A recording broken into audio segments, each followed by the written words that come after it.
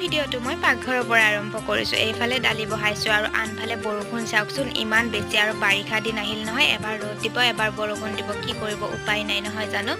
তাৰ পাছতে এইফালে মাংস আনিছিলে, মই যোগাৰ কৰিলোঁ। আৰু এই যে ভাতকেৰেলাকেইটা দেখিছে, এয়া হৈছে আমাক ঘৰৰ গছত লাগিছিলে।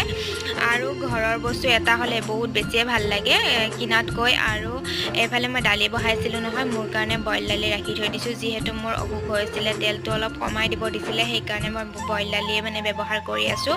আৰু এইফালে পটলো ভাজিলোঁ, তাৰ পাছত ভাতকেৰেলা আলুখিনিও ভাজিলোঁ, পটল ৰেডি হৈ গ'ল, তাৰ পাছতে ভাতকেৰেলা আলুখিনিও মোৰ ৰেডি হৈ গ'ল।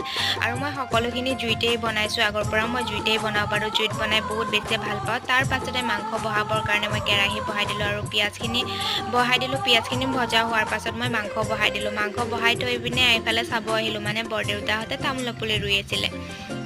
তাৰ পৰা আহিয়ে মই মছলাখিনি দি দিলোঁ আৰু তাৰ অলপ পাছত